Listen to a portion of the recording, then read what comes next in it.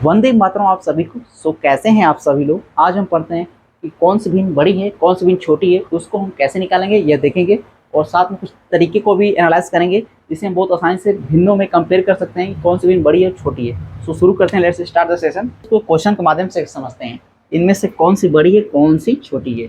देखिए, सबसे पहले तो आपको अगर भाग भी नहीं आता है तो बहुत आसानी से आप इसको निकाल सकते हैं। ठीक है, ये कन्वेंशनल मेथड है जो हमेशा काम आएगा।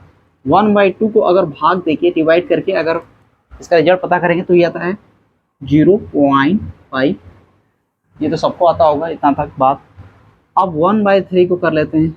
इसको जब सॉल्व करेंगे तो यह आएगा बच्चों 0.33।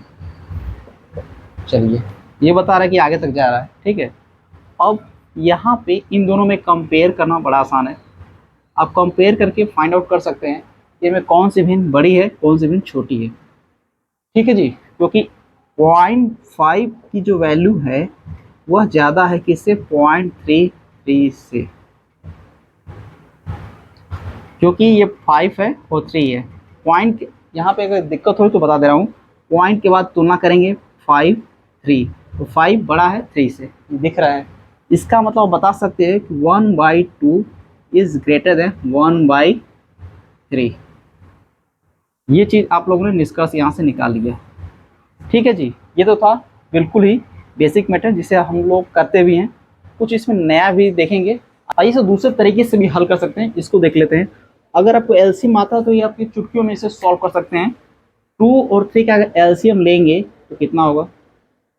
अगर इसका एलसीएम लेना बहुत आसान है। 2 और 3 का जो एलसीएम आता है, लॉसा आता है, वो कितना आता है बच्चों, वो आता है 6 आता है। एलसीएम यहाँ से 6 आ गया। चलिए, 1/2 एंड 1/3 का जो एलसीएम निकाले हैं वो 6 है। बेसिकली एलसीएम का ही कॉन्सेप्ट इसको हल कर रहे हैं, बस थोड़ा सा ध्यान देने दीजिएगा। बहुत आसानी से आप इसे सॉल्व कर सकते हैं। 2 का 6 में डिवाइड करते हैं, भाग देते हैं, 3 आता है, 1 उड़े 3, ये फाइनली 3 ही आएगा। एक वह संख्या है जिसे किसी भी संख्या में मल्टीप्लाई करने पर, गुणा करने पे उसका मान, वो संख्या वही रहती है, इसलिए 3 ही रहेगा। अब ये कि 3 में 6 से भाग देंगे, 3 में 6 से जब भाग देंगे 2 आएगा। 2 × 1 करेंगे, अगेन वही बात, तो यहाँ पे 2 आएगा, 2 आएगा।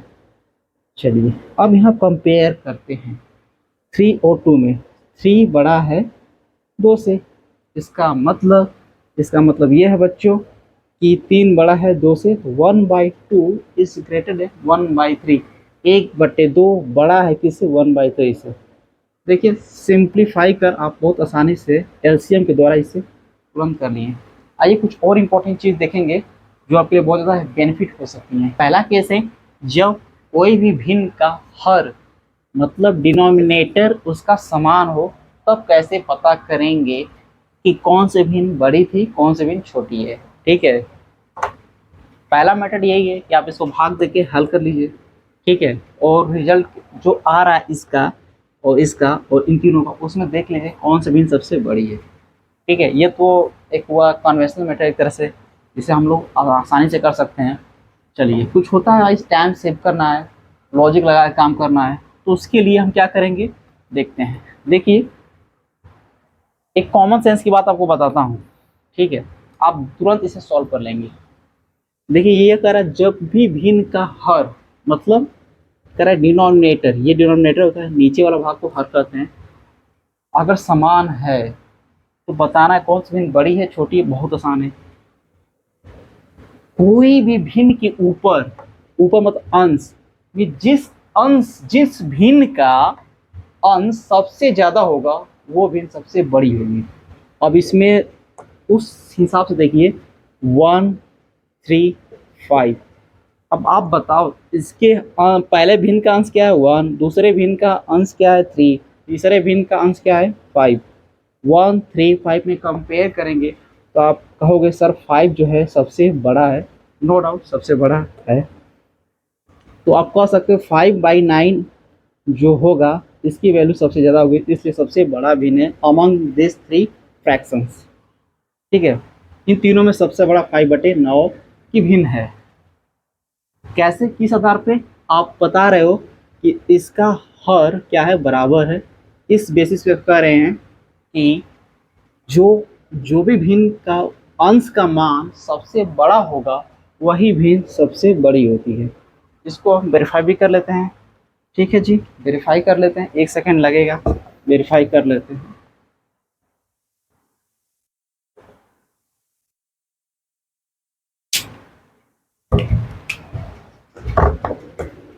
आइए इसको वेरीफाई कर लेते हैं। ठीक है जी, देखिए इनका एलसीएम 9 का एलसीएम तो 9 ही होगा, 9 हो गया।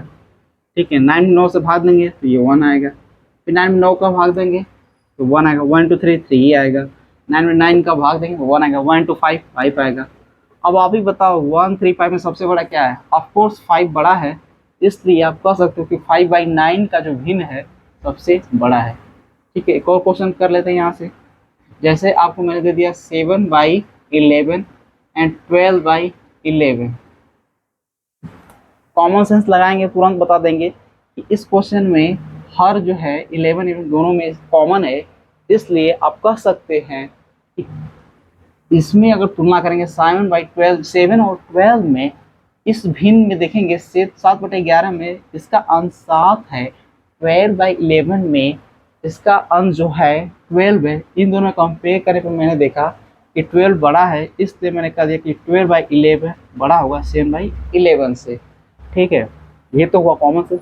या आपने एलसीएम लेके सॉल्व करके देख रहे हैं, एलसीएम अगर दोनों का लेंगे यहाँ पे तो उसकी मेथड से भी आप बता सकते हो 1 मिनट के अंदर इसका एलसीएम 11 आएगा। फिर यहाँ पे इसको भाग दें तो 7 × 1 7 ही होगा, और अगेन यहाँ पे 12 इस तरह से निकाल सकते हैं और बहुत आसानी से हम कंपेयर कर सकते हैं कि जो 12 है 7 से बड़ा है, इसलिए यह जो भिन्न है 12/11 सबसे बड़ा होगा 7/11 से। किसी भी फ्रैक्शन का अगर न्यूमरेटर समान हो तो आप कैसे करेंगे, देखिए। अगर ये आपके सामने एक क्वेश्चन दिया हुआ है 1/2, 1/5, 1/3, इन सब में जो कॉमन बात किया है कि सबका अंश की वैल्यू 1 है, सबका न्यूमरेटर 1 है ना।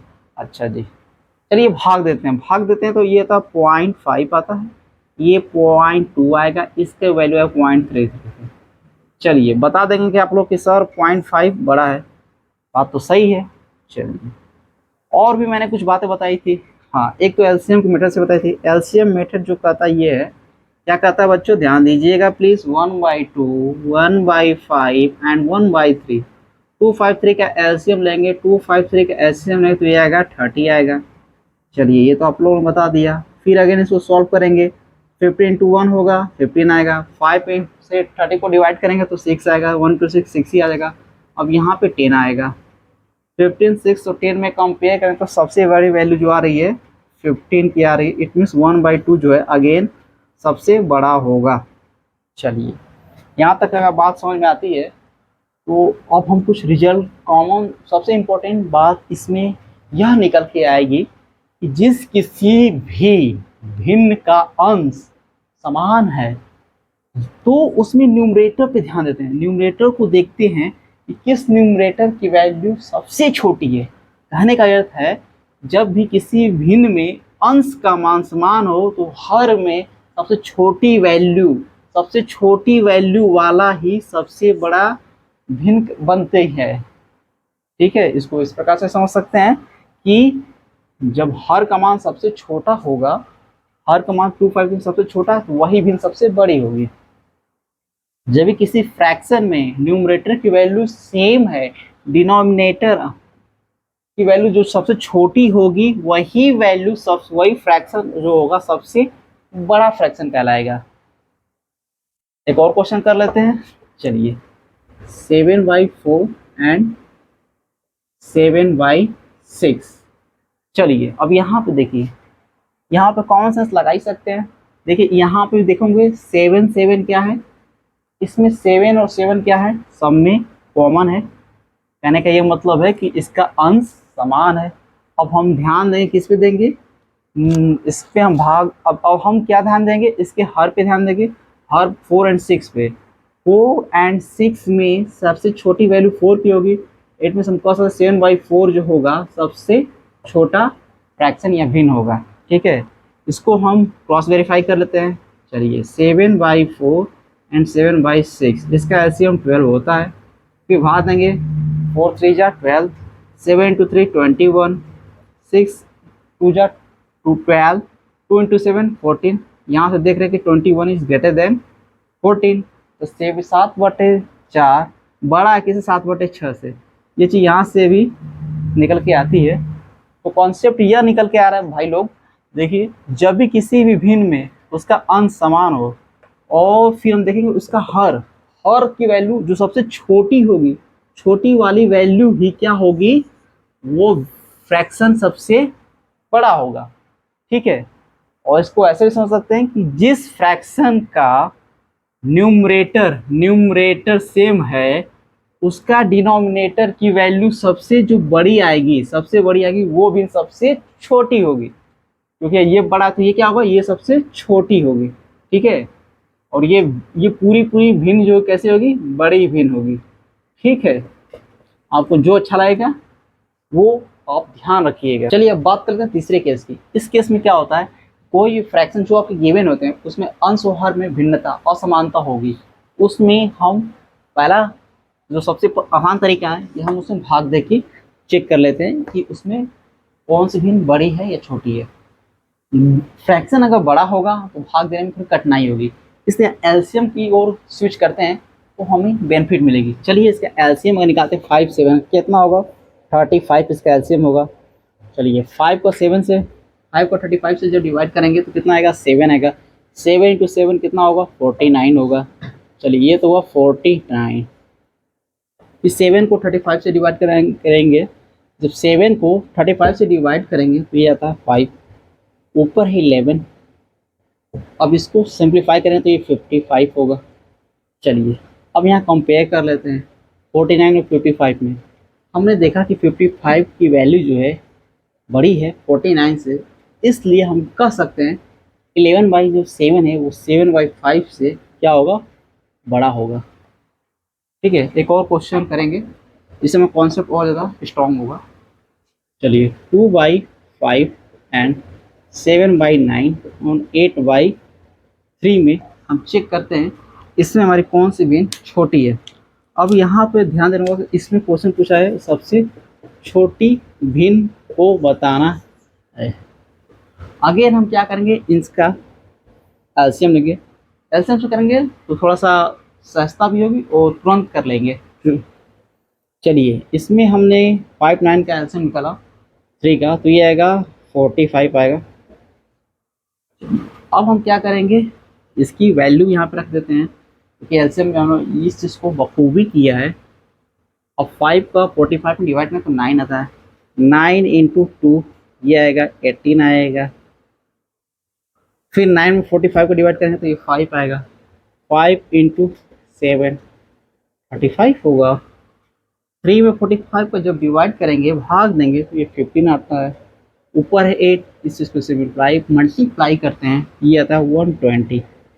लेकिन क्वेश्चन में बच्चों पूछा है सबसे छोटा, तो इसमें देखेंगे 18 35 120, ये तो सबसे बड़ा है, इसकी सबसे बड़ी भिन्न होगी, लेकिन हमें छोटा बताना है, ये बीच में होगा। सबसे छोटी है, छोटी वैल्यू 18 की, इसलिए हम कह सकते हैं 2/5 जो होगा सबसे स्मॉलेस्ट फ्रैक्शन होगा अमंग द क्वेश्चंस। जो क्वेश्चन पूछा गया है सबसे छोटी भिन्न, तो सबसे छोटी भिन्न जो होगा कौन होगा, 2/5 होगा।